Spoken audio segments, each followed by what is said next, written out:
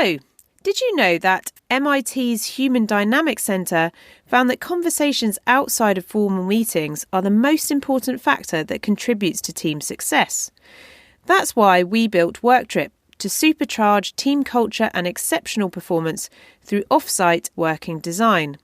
If you're looking to take your team on an off-site this year, go to worktrip.com and check out our team-specific listings, including venues, experiences, executive coaches, facilitators and speakers. Our vision is to help all teams, from high-growth startups to well-established corporates, to get together, enjoy work and be productive. We scale those aha moments which unlock great things.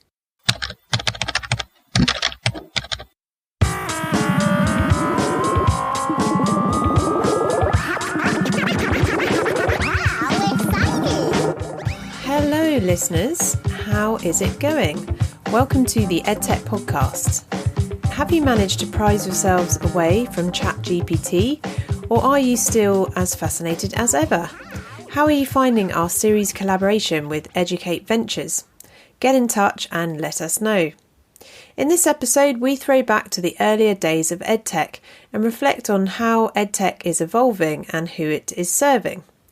Chatting to Garry Pratt made me ruminate on this quote from Tech UK's recent Predictions for Technology in 2023 article, where an investment director at Target Global mentioned this. We'll continue to see the rise of the hybrid model in EdTech. Just as the place of work has evolved from the office to remote to a combination of the two since 2020, EdTech startups will have to grapple with a new model. This will entail corporate and consumer EdTechs having to retain the scalability and efficiency of online with the engagement of offline. This way of thinking is pretty central to my other work with WorkTrip, where we aim to help create a world which best supports this offline-online mode of learning within the workplace. And, dear listeners, thank you for being patient with me on the podcast.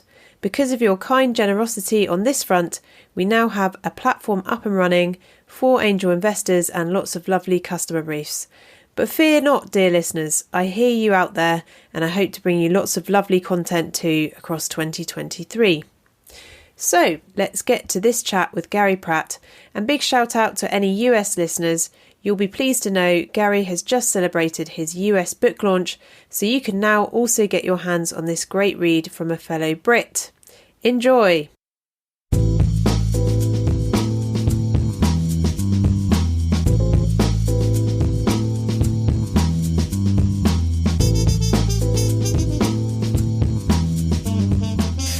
Well, I'm very excited. It's finally blue sky outside after lots of rain this January. And this week on the EdTech podcast, I'm delighted to be joined by author and founder Garry Pratt. So welcome, Garry.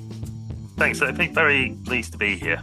So I'm excited to talk to you today about EdTech, entrepreneurialism and outdoor thinking. And these are 3 things that I'm very interested in. So let's jump straight in. First up, Garry, across your career, you've co-founded everything from a sensor tech company to a chain of cook shops to an early edtech company called Teach It. So I've got here, when did you realise you had an entrepreneurial streak or that you enjoyed problem solving?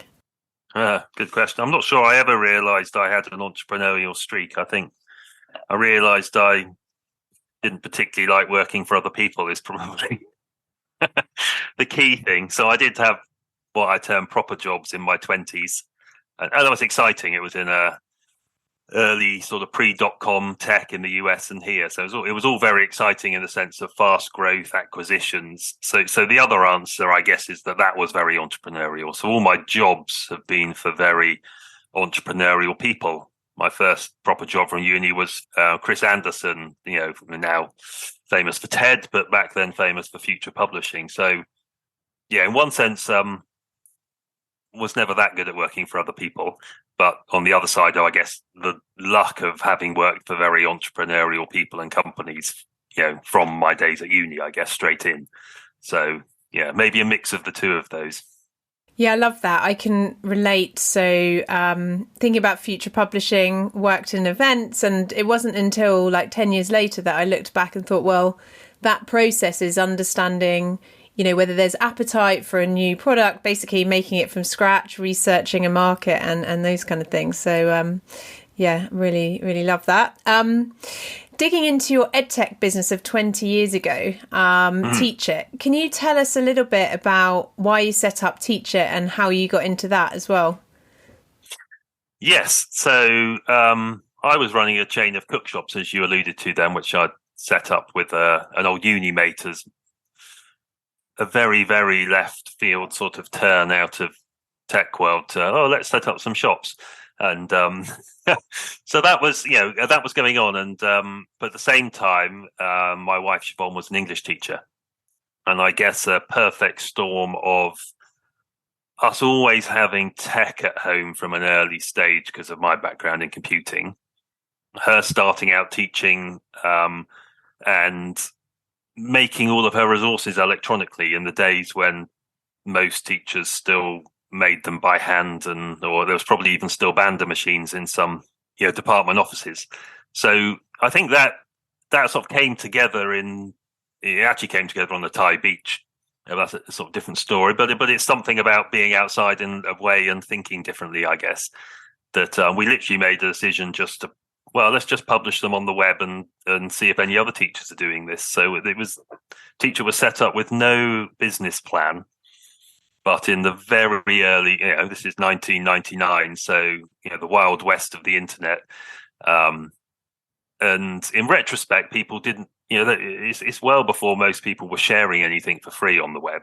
It was a place for companies to have websites, and that's it, really. So through luck, I guess, we just stuck all of Siobhan's materials is English teaching.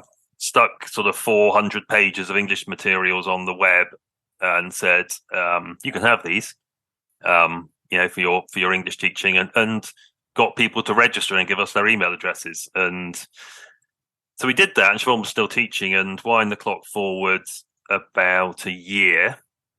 And we were, I can't remember exact figures, but in terms of numbers, but I do. The seminal point came when our hosting company asked us to leave because we were using up all of their bandwidth, which is sort of strange these days.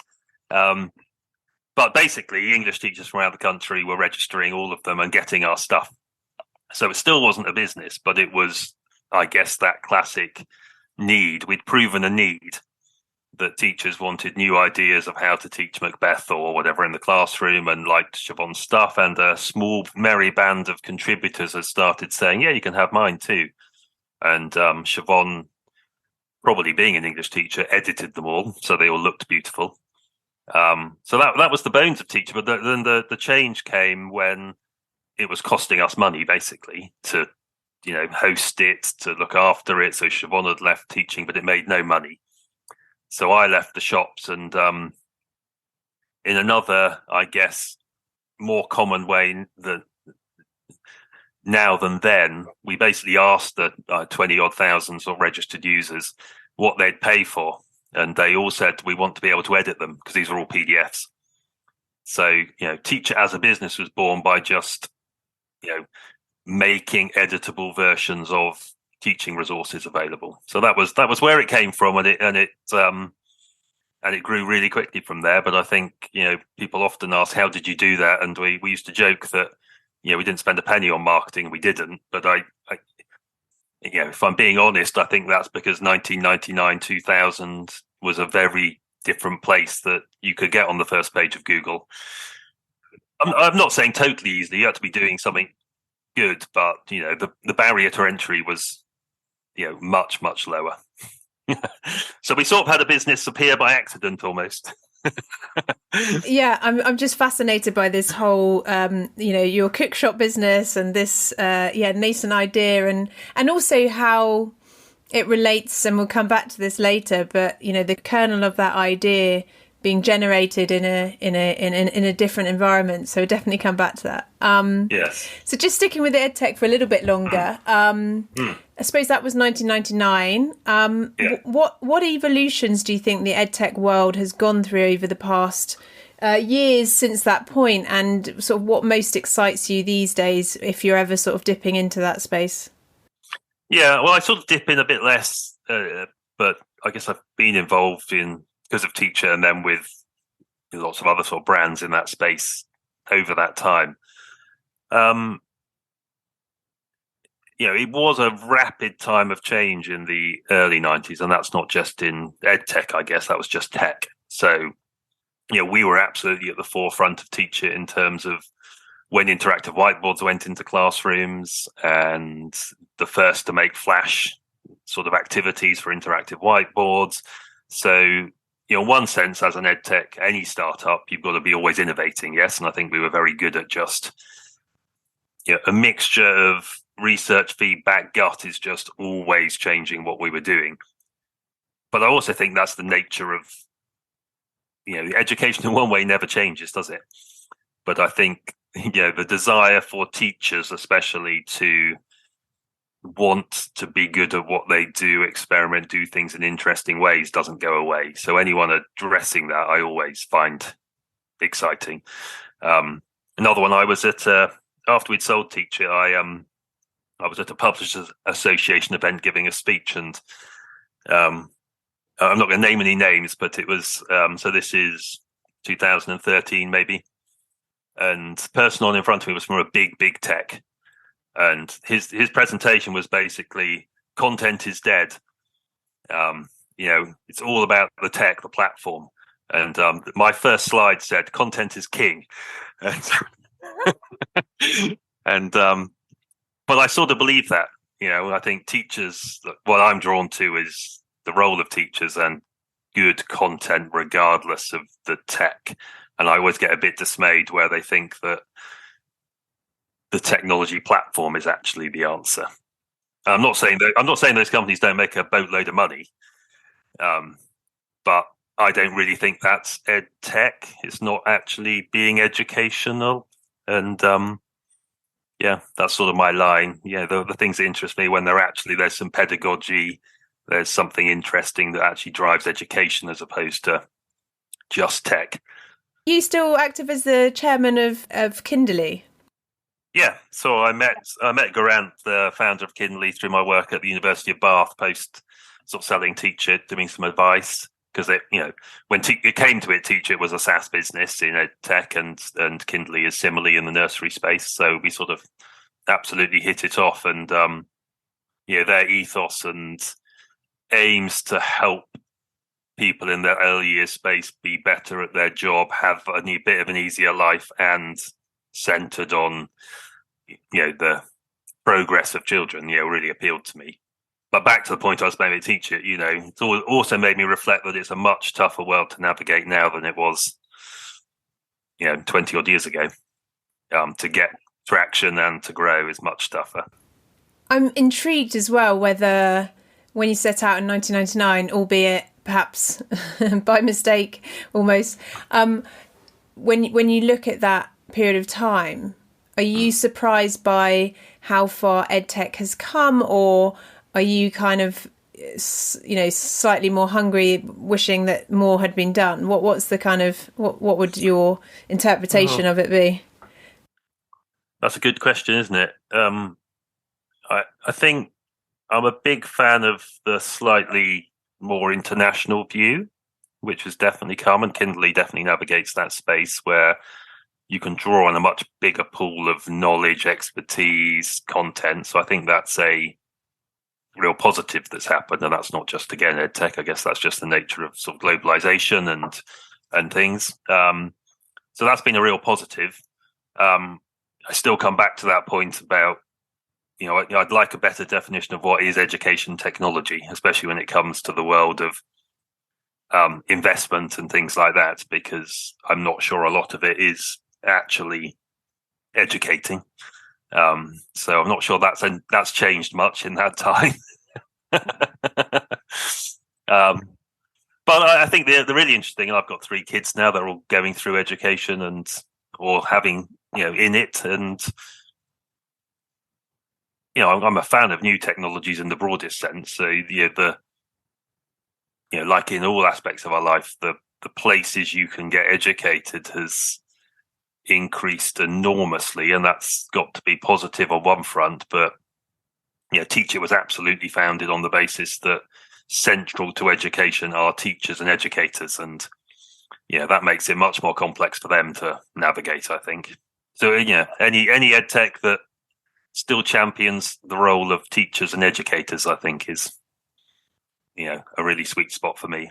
So, moving on slightly, recently you published The Creativity Factor, using the power of the outdoors to spark successful innovation.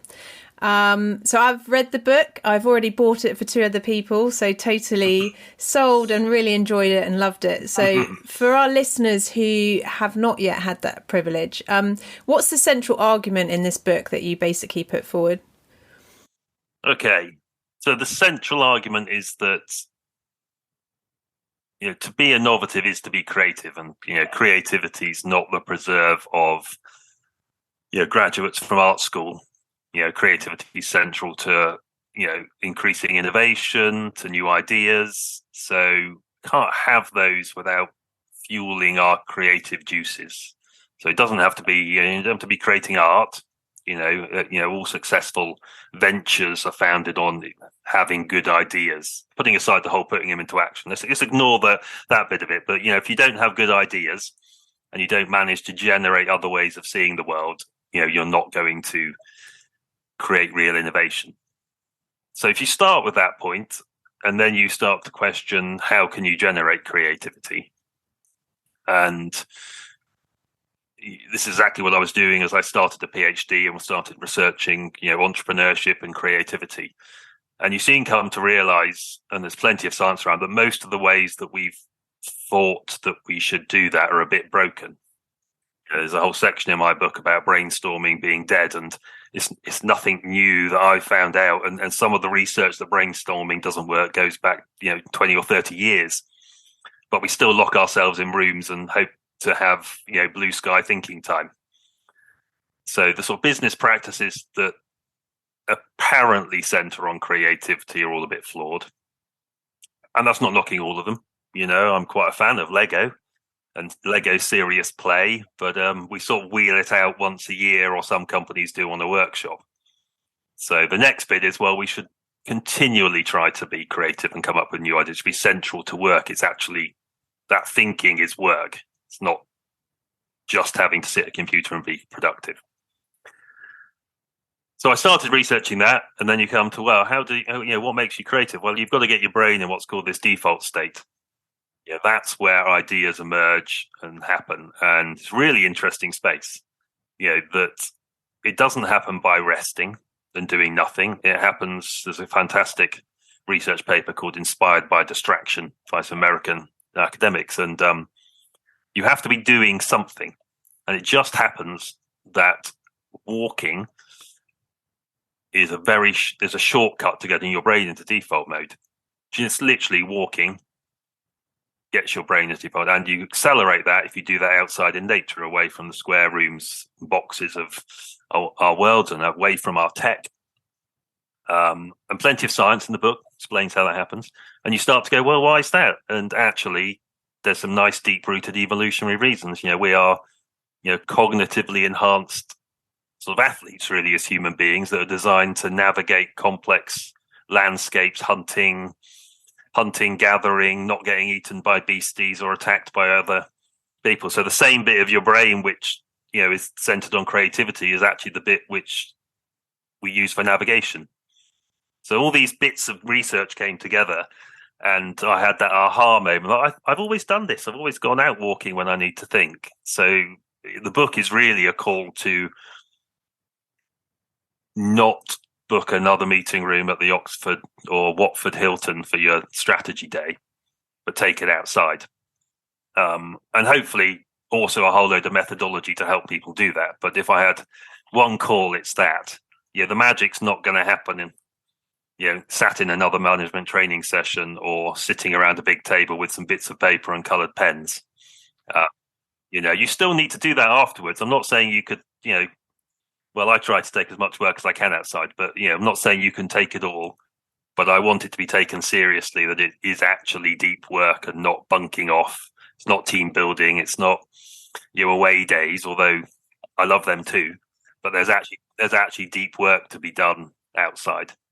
There's so many bits there, and the point that you mentioned about default mode and fascinating research about literally the cadence, like the optimum cadence for getting into that state. So don't walk too quickly, don't walk too slowly, and there's tons of research out there on all of this stuff. But also that point that it's not a one-off. You can't tick this box and then go back to it next year. That it's like a kind of continual process. And I think also towards the end of your book, you almost talk about what the cadence of that is. If you were to suggest to teams, how often they get outside, in what ways, you've kind of thought quite deeply around what that looks like as well. Yes, I've tried to, because I've tried to make it as easy and accessible as possible. And it is there's a Venn diagram somewhere of, the personal benefits to doing it, and the team and the work benefits, and it's all a bit messy, because it's sort of accepting that there isn't really work and home life.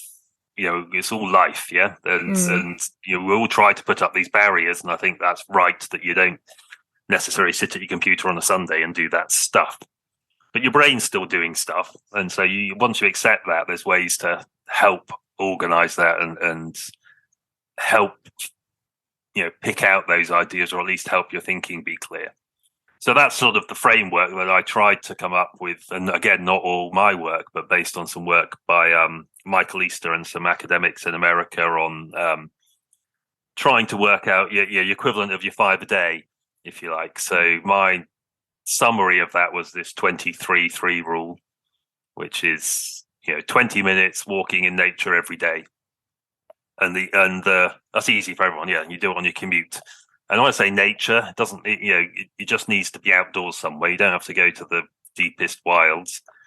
And again, the science is in the book. The really important thing is that is not on your phone or on your tech, if you want to get the maximum benefit out of it.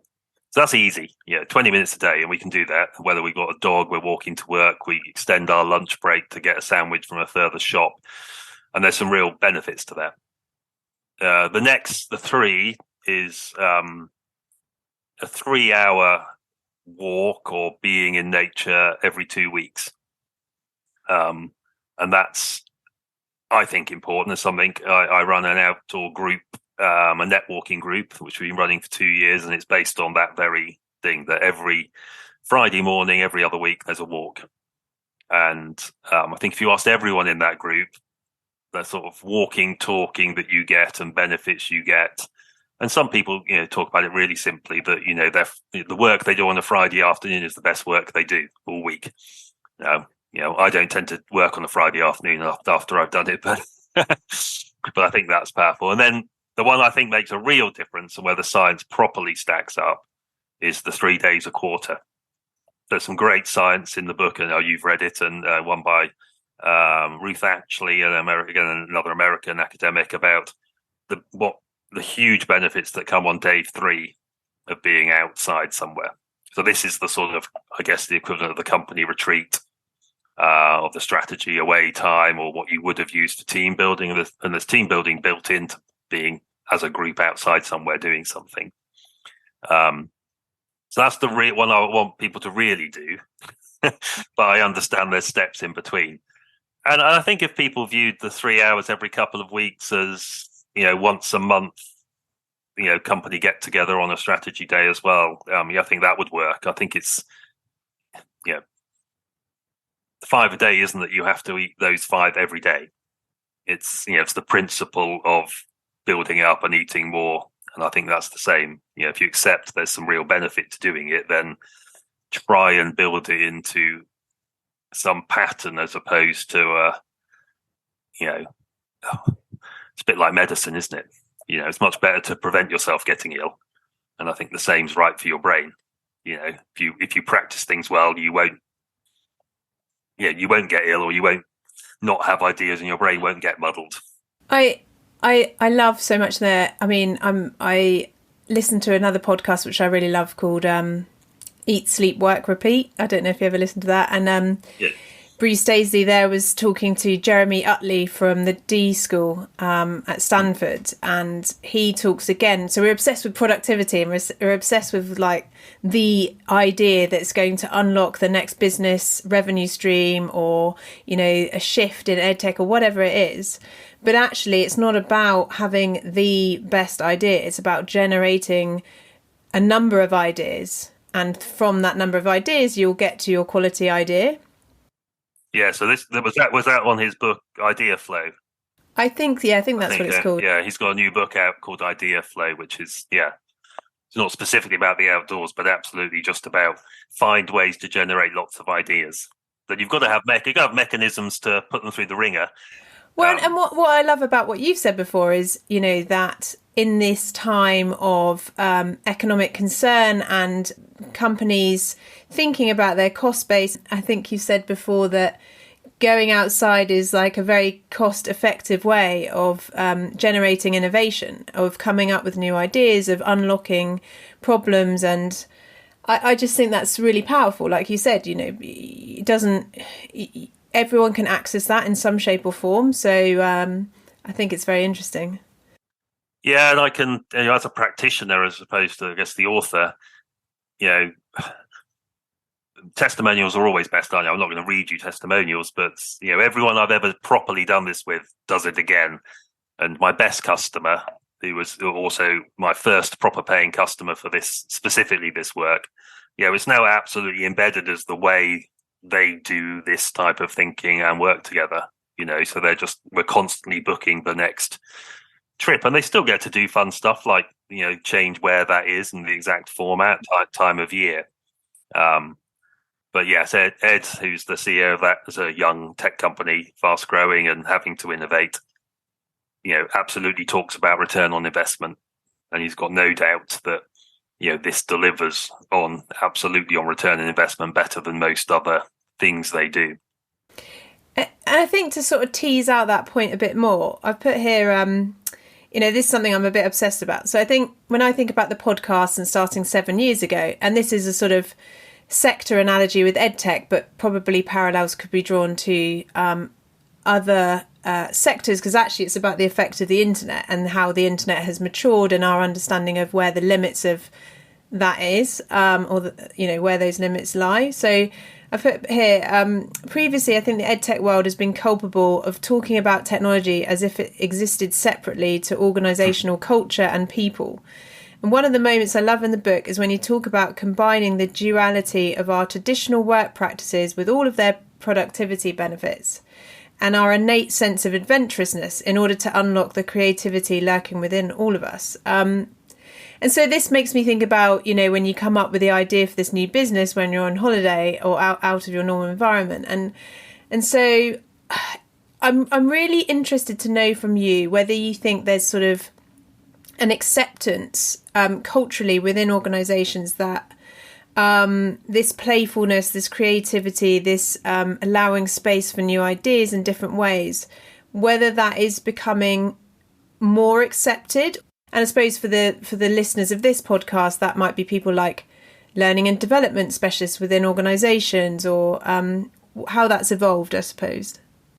Yeah, I think in that wider learning and development, and especially coaching space, there is absolutely a growing sense of the use of the outdoors as a place. And I take that as a big positive. I think,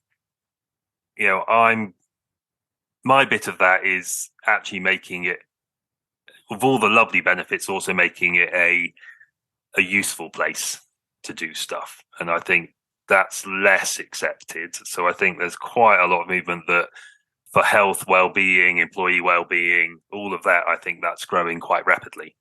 I don't think we're there quite yet on this is actually a really useful space from a work. So that is this work, is this, and don't get me wrong, I'm a big fan of the increase in focus on well-being in the workplace, and sort of but if you put your sort of future of work hat on, and there's a quote in my book, and I won't quote it right, from Michael DePaula, who does similar work as me up in the Northwest. He says something like, we're going to look back on these work practices like we now look back on the Victorian, workhouses, locked in our little boxes looking at screens. So to your point, yes, I think there's a movement to use the outdoors more for certain things, but I'm not sure it's quite flicked into it's actually work. And I think that's where I'm trying to change it. And absolutely, the same processes that allow you to, view things differently, come up with alternative perspectives, come up with imagined futures, are all absolutely part of learning development, just as they are part of, for the role of innovation. I suspect, we talked about how slowly, education from a school or institutional point of view changes, but I'm sure I could write a book if someone would let me on the use of this in education directly. It's not necessarily, it's a sunny day, we're going to read our books on the grass. Well, and what's super interesting about that, I had this conversation with someone previously, and she worked, I think it was in early years. So it was in primary school. So she was a special educational needs in primary school. And her view was, we do intuitively understand the role of play and in educational practices. And we're really good at it at primary school level, early years primary school. And then slowly it just sort of dwindles away until the point when, as adults, we've kind of lost our ability to understand and that play is an acceptable form of being, especially in relation to learning and development. We always ask guests for books or people or projects or other recommendations that you absolutely love and rave about that you'd like to share with our listeners as well. Yeah, well, book-wise, obviously I've read lots recently in the last 2 years because I reference a lot of it. The standout ones for me are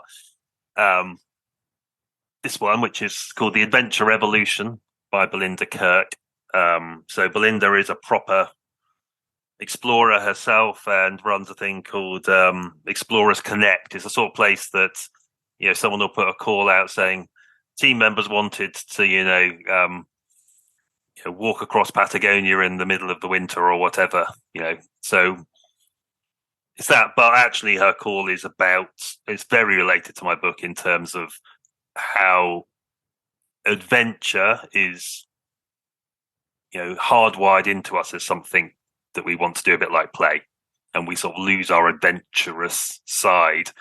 But also the interesting thing is the book's very much that adventure isn't necessarily about 6 months in the Patagonian wilderness. It's about just doing something new and different and what that does to your brain.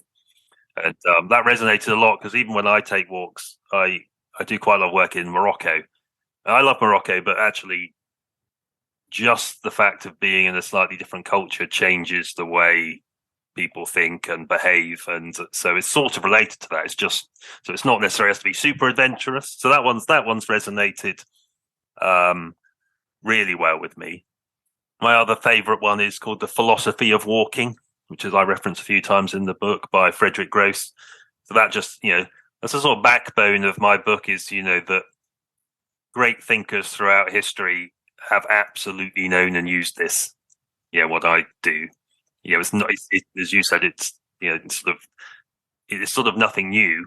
We all know it, and a bit like you saying about play. We sort of stop playing Lego with our friends. We stop going and discovering bits of hillsides near our houses, all the stuff we did with kids, and sort of realizing that that's to be human. And actually, we've had it trained out of us. But some great thinkers, and philosophers and writers, maybe just had the freedom, whether that was mentally or practically, to carry on doing it. So I found that very enlightening. Have you ever had issues, just thinking of diverse teams, accessibility, where you've worked with teams where, perhaps one of the team members can't come along for physical reasons or... Yeah, it is an issue, and I absolutely accept it. I think the type of work I do means that it's sort of self-selecting to some ability, but I quite often have to design trips where it's not hard walking all day, but it's being inside. There's a few sort of nature camp type places that I use for my work where we're more sedentary, but we're in nature and we're taking short walks. So, a lot of the science, as you've read, is, it's not about bagging peaks or conquering mountains. It's about moving in nature. So, I think to some degree that's accessible to most people. So it does come up, and but I think if you view it that way, I use walking because there's real science behind it. But you don't have to be walking for 8 hours up a mountain. It can be a 20-minute stroll through a wood. I have a very good cautionary tale, Garry, that underpins your recommendation that people leave their phones at home, and you're gonna laugh at this, and I'm gonna send you an invoice afterwards. So I was reading your book, and in a fit of enthusiasm, so I live on the edge of Dartmoor National Park, and it was absolutely peeing it down as it does, and I was like, right, I need to go out now. I'm going to go for a walk around the block, even though it's raining. So I messaged my friend, and we meet up and we go for a walk, and I'm always stealing my husband's clothes. So I nicked his coat and I put my phone in the inside pocket, and it was in an inside pocket, an iPhone. Other phones are available, and got back after an hour and completely killed it. So just got soaked. Yeah, so that was £579. But I said to my husband, I was like, oh yeah, it does say in the book actually you're meant to leave your phone at home. But yeah, so well, I understand leaving it at home is one thing, not having it off. There's there's a new program out with Chris Hemsworth called Limitless, and the premise of the series is about longevity, but one of the episodes is about he goes on a memory walk in the outback in Australia, and not only do they not have tech, but they have to study the maps before they go and then commit them to memory and follow them, or try and follow them in the landscape. So it's tapping into this bit I was talking about earlier. Obviously, you've got to watch it with a pinch of salt because of the film crew that was with them as well. Whenever there's a major celeb doing a wilderness trip, but yeah, I think there are absolutely benefits to not having your tech. But I do understand taking it out.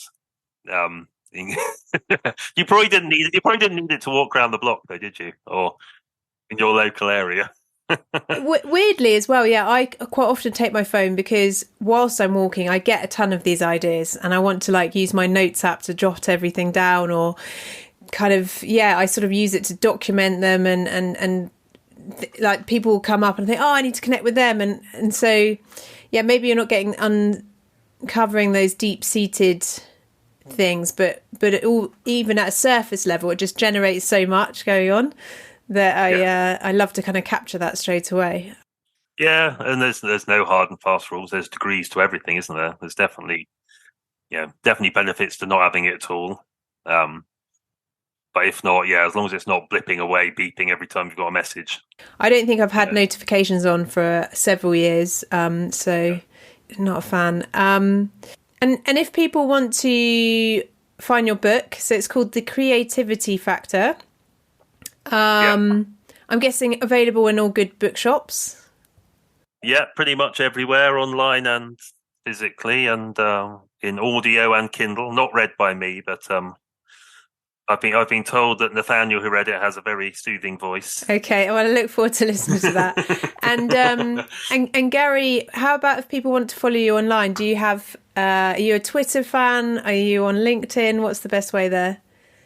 LinkedIn for me. My name is, luckily, you're either going to find me or an ex-international cricketer. I'm not the cricketer, although I wish I had been. Maybe. Amazing. Different lifetime. Awesome. Well, thank you so much, Garry. And your current business, EarSwitch. Looking forward to finding out all things about EarSwitch and whatever comes next, because it feels like every 5 or 10 years or so, you're putting out some other amazing startups. So we'll keep our eyes peeled on that. And thank you very much for your time today as well. It's been a pleasure. Thanks so much to Garry, and thanks for listening. If you fancy dropping us a note on Twitter, we are at Podcast EdTech. Hope to catch some of you in 3D this year. Take care.